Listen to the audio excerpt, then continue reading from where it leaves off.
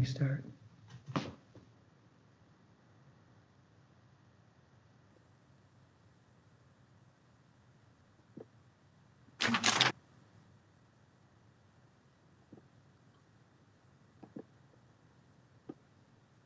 All right, Mr. Caldwell. Hi, it's Judge Smolenski. Hello, Your Honor. Is your client going to be zooming in as well? He should already be on. Igor Avanesco, are you there?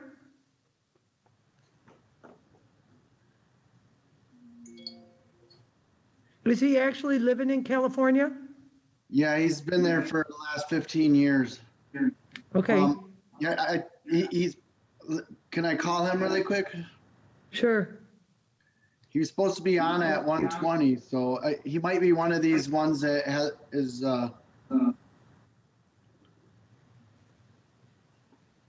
How do you say his last name?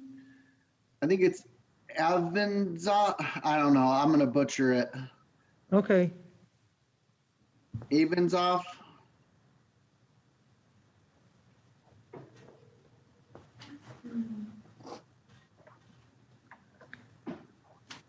Hey, you gotta unmute it. If you put your little cursor on your box, there's a mute button and an unmute on the right-hand corner. And then, are you using a laptop or your phone? Okay, type the box and you'll see the mute and unmute button. Are you? Is that Mr. Avaneso? There he is. Okay, can you hear us now? Can you I hear don't us? hear him. Can I can hear you, speak? but I don't hear Do it. him. Speak into your phone. Hello? Yeah, can you tell me your last name? Collins. Okay, Mr. Collins? Where- You gotta hit the mute button. This case has gotten dismissed. Your case is no longer scheduled, Mr. Collins. It sounds like it got resolved. Do you have an attorney? Did you hit the? No, Okay. I was How supposed do to you know call. that information? On your phone, if you click on the box, click on it and it should open, or It was a case with the township, wasn't it, Mr. Collins? Yes, ma'am. I think it got dismissed. Can you- Check can you with, hear? check with the township representative. Okay. You don't need to zoom in with me. Thank you for connecting, though. You're all set. Okay, thank you, ma'am. Thank you. Igor, can you tell me if you can hear me? We're not hearing you speak. Here, I got them on speaker. Yeah, I get that. I'm just wondering if there's a way that he can unmute himself on, wasn't he on the actual Zoom? I know now he does not even on the video. Okay, You gotta you gotta unmute the button. You gotta click on your phone and hit the, there should be, it says join video connection. it's, okay, now, well, no, you gotta connect with audio. Yes, it's, Connect with, okay, what about now? Can you hear me now? no, we can't hear you. And there's no video. Okay, now we have video, but we can't hear you. You know what, Mr. Caldwell, probably the best way, if we're gonna have to do it by telephone, is me contacting him directly What about now? instead of through your phone. No, we So can't hear if I'm you. looking at the number, You gotta hit the if I'm unmute. looking at the number, I don't have it. Can you? Yeah, it's 818, Uh-huh. but he's on the phone, so I don't know how that's gonna work. I get but, it. You'll hang up with him. 818. 378 Yes. 6524.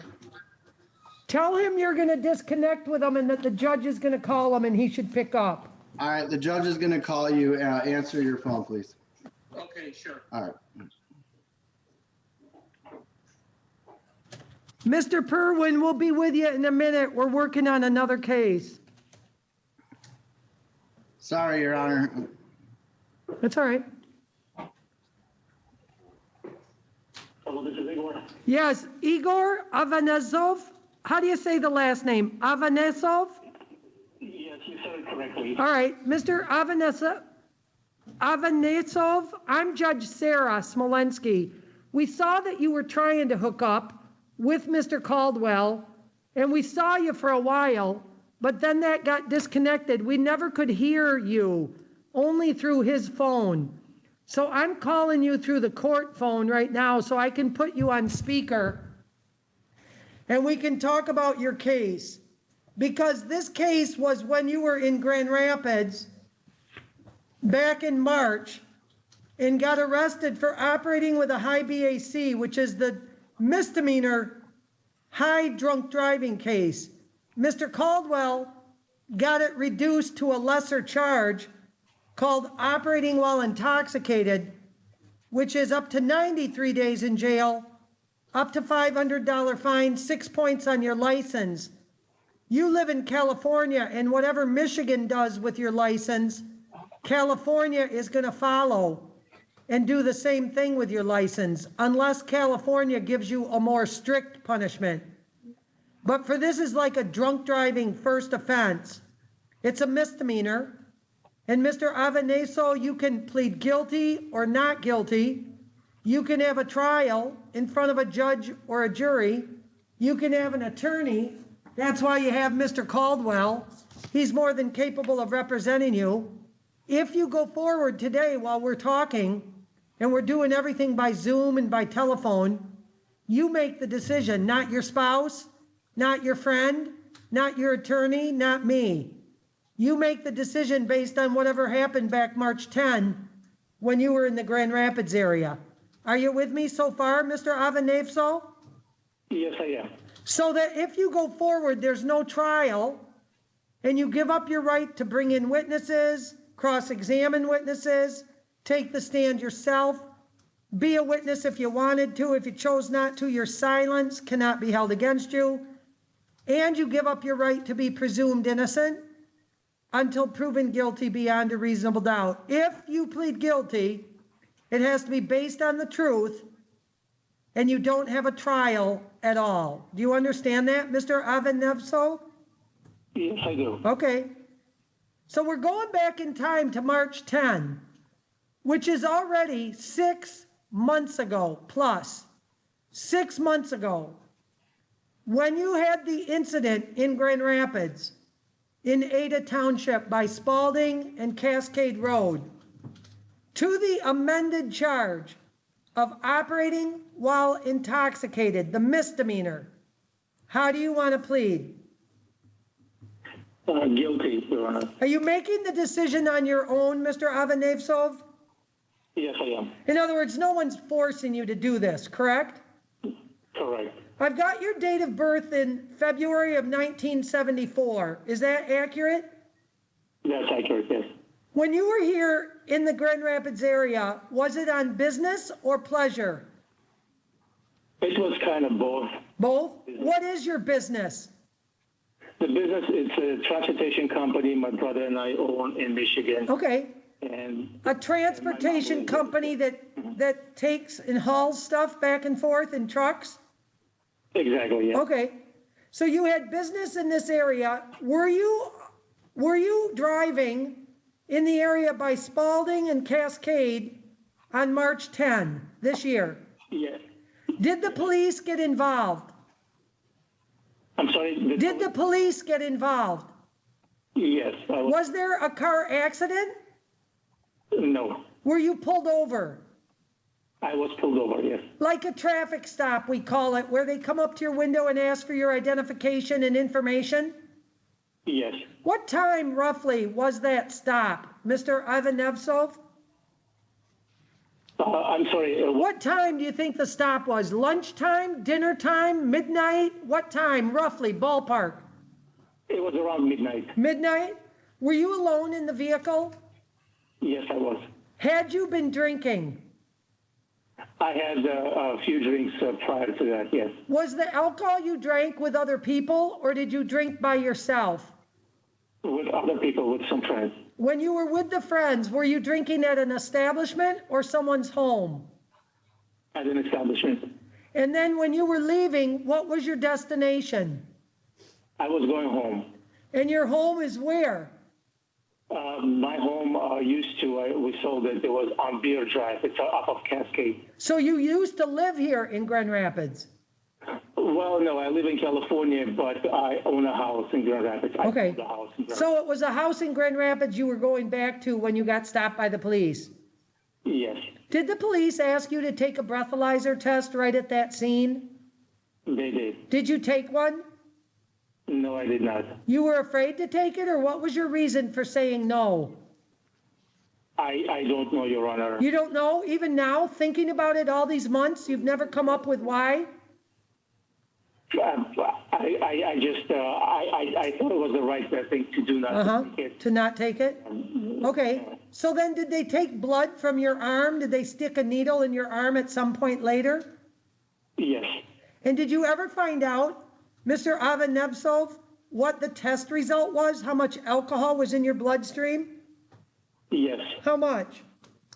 It was 0.182. And a .182, you now have learned, whether you're in California or Michigan, in Michigan, that's way over the legal limit. Understood? Yes. And you're pleading guilty by your own decision today. Yes. Mr. Caldwell, did you, in your investigation of this, recognize that the blood test that was given to your client came back a .182? Yeah, that is correct, Your Honor. And do you believe the court has complied with the court rule in I do, terms Your of Honor, taking of yes. the plea? Yes? Yes, Your So Honor. tell me if there's anything that you want to say, Mr. Caldwell, and speak right up so that Mr. Avanevsov can hear you, because he's on my speakerphone. Speak right up, like exaggerate the loudness. Your Honor, he's 46 years old. He has no prior criminal history. He's lived in California the last 15 years. He's married to his wife of 14 years, has 2 daughters.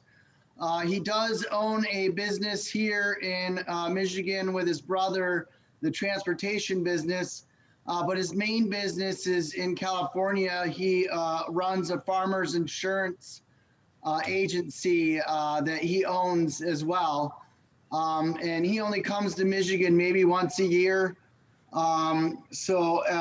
We would ask that if you do sentence, to take into consideration he has no prior criminal history, not really a whole lot of ties to Michigan since he doesn't come back here very often. We would ask that there be no probation in this matter, or if you do decide to do probation, that it be non-reporting and that there be fines and costs in this matter, Your Honor. All right, Mr. Avansevov, I'm not sure how much you could hear of Mr. Caldwell. We're trying to do this over the phone when you had trouble with your connection on Zoom, but you could get the basic gist of what he was saying, correct? Yes, yeah, I heard everything that he said. All right, that's fine. Is there anything you want to add? Is there anything that you want to say about any of this? Well, the only thing I can say is that I'm sorry. I don't know, this thing that happened to me, I'm very embarrassed. I regret every second of it. I don't know. I wasn't thinking, I guess, at the time when I got behind the wheel. I shouldn't have done it. Right. Now thinking back, and thankfully I didn't hurt anybody that night. That's the big thing.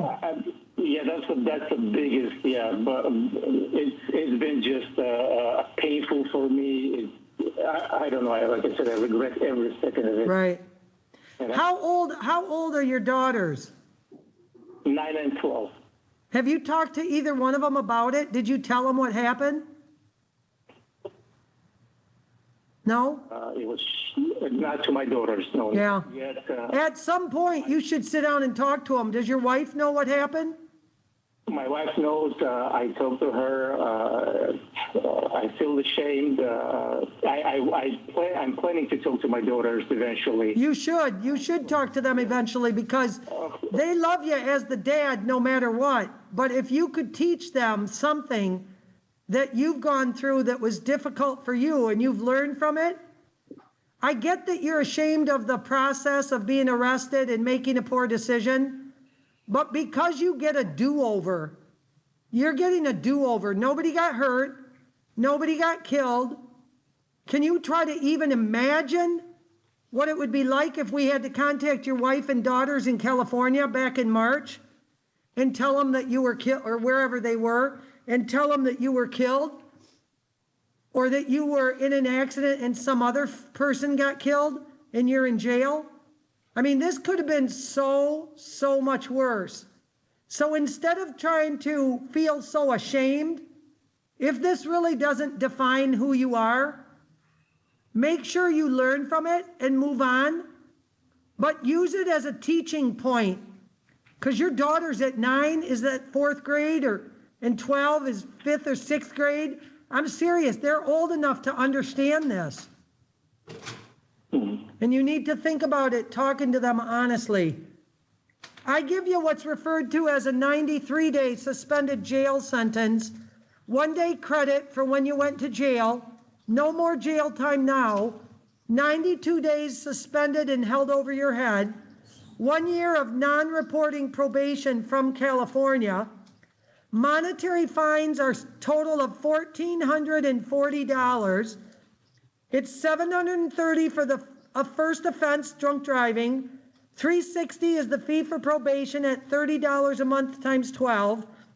There's a $75 crime victims' right fee, and $275 goes back to the Kent County Sheriff's Department for their arrest and processing. The Secretary of State will contact you about your license, both in Michigan license and or California license. And they'll tell you how long you have to be without your driving privileges. I do order that you do 12 days of community service that we can set up through California. When you're there, we'll set something up there. Secretary of State will be in contact with you, and you can set up a payment plan on how you're going to pay this, $1,440. When you bonded out, there was a bond of about $100 cash, and that can go towards this. Then the balance is going to have to be paid. Mr. Avanevsov, can you think of any other questions that you have for me? No other questions. If you have questions, a court representative will be in contact with you to set up this payment plan and to set up the community service. But you can also call Mr. Caldwell if you have any questions, because he can be in contact with the court as well. Understood? Yes. All right, that's all I need for you right now. Mr. Caldwell, anything else you have? No, Your Honor. Thank you very much, Your Honor. All right, we're adjourning now. Mr. Avanevso, I'm hanging up. Okay. Thank you. Okay, Mr. Purwin? Yes, ma'am. Thank you for being patient as I talk to that other defendant.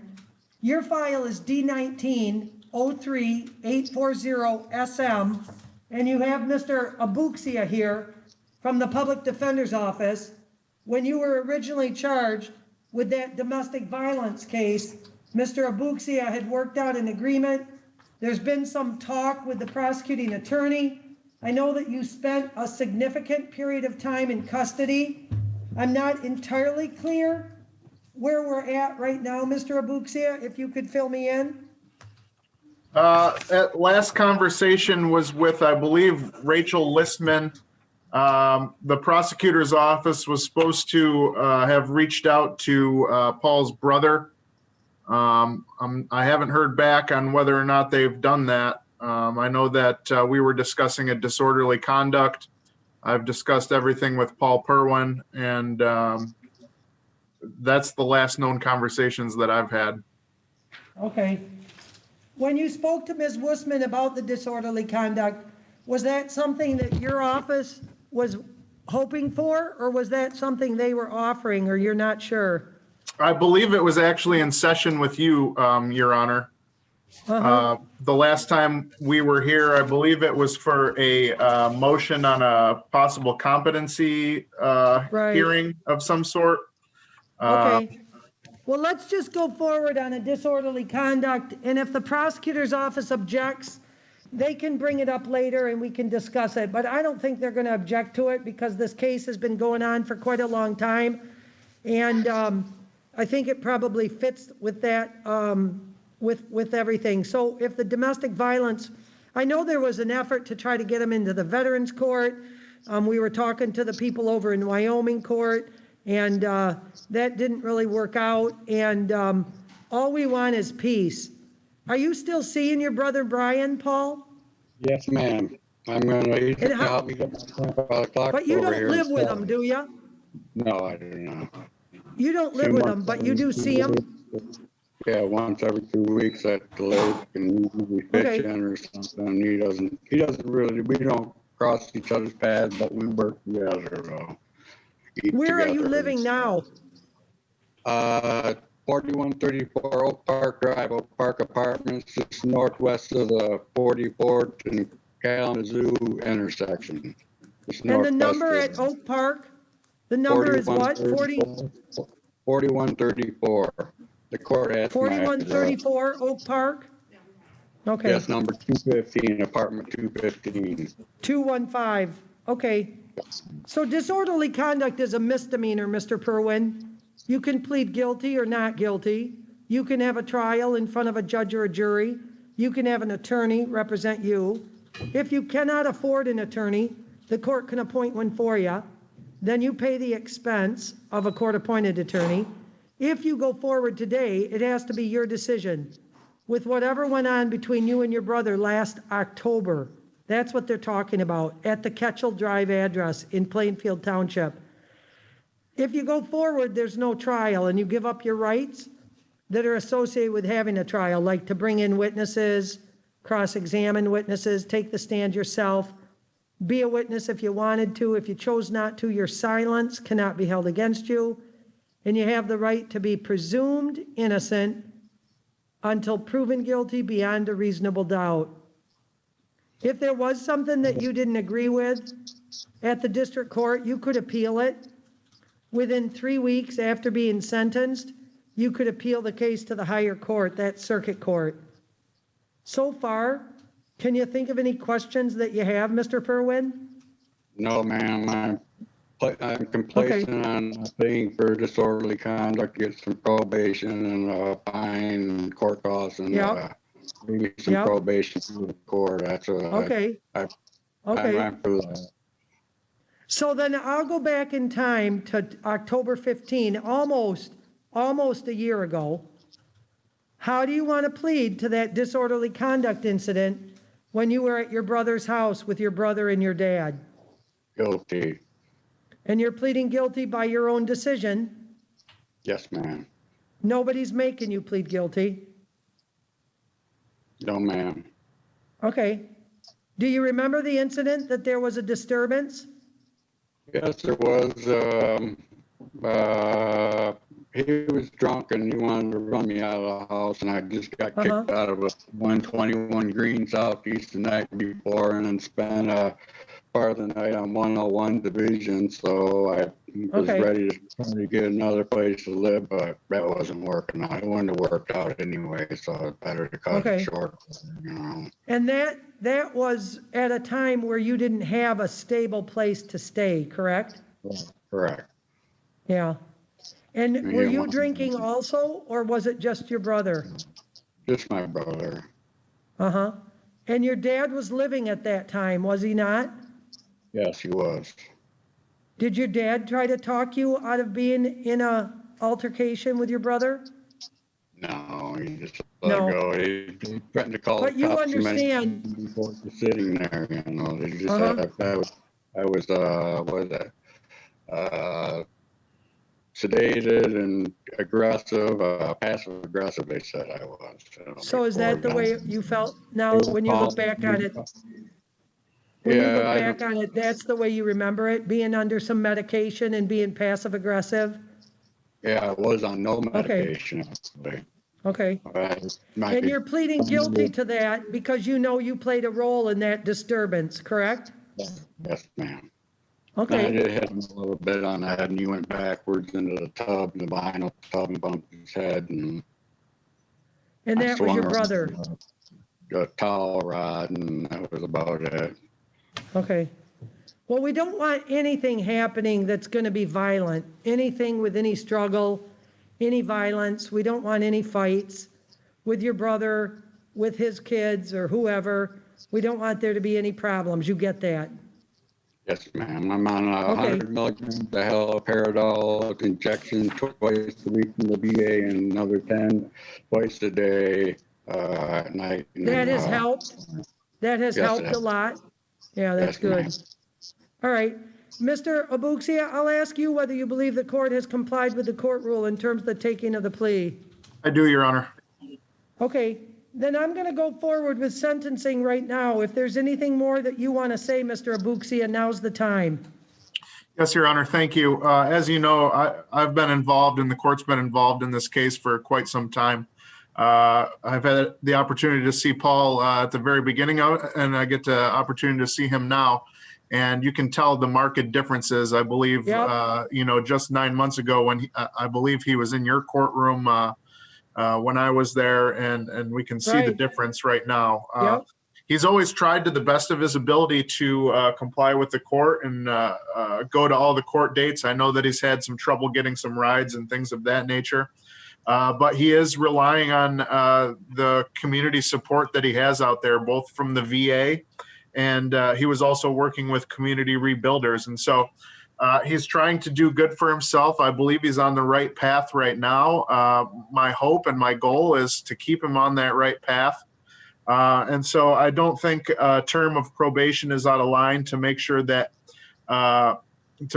he can stay on the path that he's on and get the treatment and help from the community that he's been getting. I would ask in terms of the fines, if the court would consider reducing any of those fines in lieu of the jail time that he's already spent. I know he did spend some considerable time both at Kent County Correctional Facility, and then right after that was transferred into the hospital system. So he was confined not only by the Kent County Correctional Facility, but also in the medical stays that he had along the way. And so my Okay. hope there is to just minimum possible fines, Your Honor. All right, I appreciate that. All right, Mr. Perwin, can you think of anything else that you want to say? No, ma'am. Let's see When some you're- big time football. I want to work Yeah. on that, not on this, so I wouldn't be trying to defend myself very well during the football Okay. season. Okay. Well, Do something we good, are guys. glad that you are doing better because you are like a different person when you're on your medication that the doctor gives you. You're like a different person in a good way. So we want you to continue to be stable. You're going to be on a 6-month non-reporting probation to our court where we just want to make sure you're doing what you're supposed to be doing and not getting in any trouble. You're going to be given credit for the 32 days you served in jail. 61 days of the 93-day sentence will be suspended. That means you don't have any more jail to do. Just stay good. There's a $300 fine that I will waive as part of the credit that you did in jail. But there's a probation fee of $180. There's a $75 crime victims' right fee and a $200 court-appointed attorney fee, so the total is $455. You'll still need to make payment on that and set up a payment plan on that as it relates to this case. So you'll be in contact with setting up a payment plan on that with our court. We'll be ma'am. contacting you at the Oak Park apartment. Just get your mail and read your mail and contact the court when you get it. All right, Mr. Okay. Perwin? Yes, ma'am. Any connection that you have with your brother, keep it peaceful. Just the way Yes, your that's right. dad would want it, okay? Yeah. Poor Okay, guy. Mr. Perwin, I really appreciate you hooking up by Zoom. You'll be in Okay. contact, the court will contact you, okay? Thank you, Okay. Malud. I didn't hear Yep. anything from you. Yeah, that's Talk nice. soon. Thank you, Mr. Buxia. Thank you, Your Honor. All right, you bet.